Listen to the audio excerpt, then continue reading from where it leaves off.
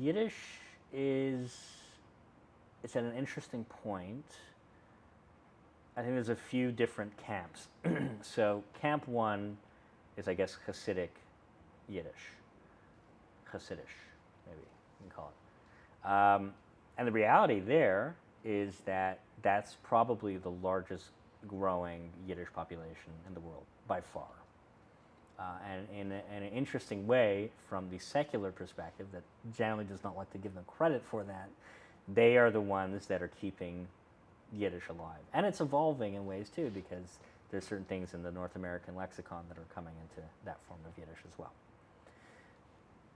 A side aspect to that, which is of interest to what we're doing with YidLife Crisis, is also the OTD, or off the derech community, which are native Yiddish speakers who are leaving that ultra-religious community and who are well aware of the use of Yiddish and can speak it, but are not religious in the same way, which in some senses is exactly our world with the YidLife Crisis project, since it's very Yiddish, but at the same time is not, we are not dogmatic or religious for the sake of being religious in our worldview.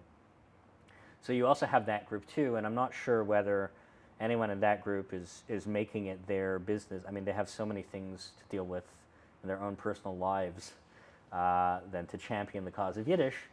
But we may find in the coming years that these people will play more and more of a role, especially because they came from truly organic Yiddish upbringings, whereas we'll find more and more that those of us that are younger that speak Yiddish probably learned it because of a college level course, not even an elementary school course, because I'm not even sure where that exists anymore, or a high school level course, but it still exists to be taught academically at the college level.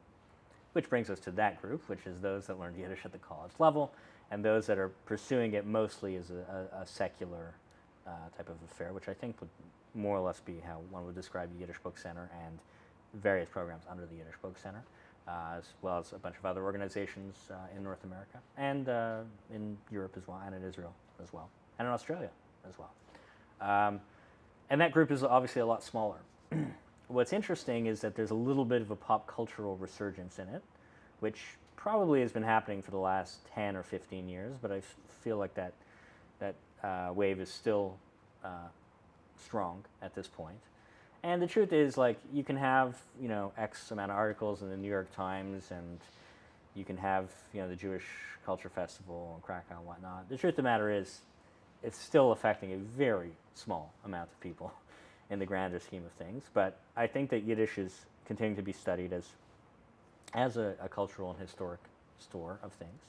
And in the same way that there's a resurgence in an interest in what my grandparents were like, which also, even like the hipster beard thing, I'm kind of working on one right now, is also a bit of a shout out to, remember those old vintage days?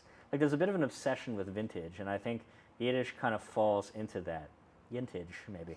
That idea of going back in time and seeing when things were more organic. And I think that there is a certain portion of the population that's interested in pursuing Yiddish for that reason. And we fall into that. I also see, as mentioned, the Brown Derby delicatessen. You see that also in some of the other analogs of this, which are the music, Yiddish music, and klezmer, for example, and delicatessen foods. And I think in both of those areas, you see a bit of an uptick in interest. Again, some of it is sort of, oh, this is an interesting piece for, you know, a cultural part of the media.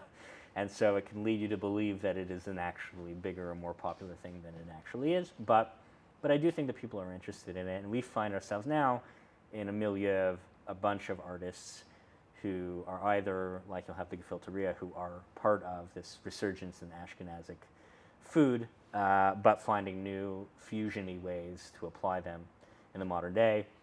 For us, it's taking the old language, but finding new way, or even the vaudeville tradition, but putting it into YouTube generation. And the music as well.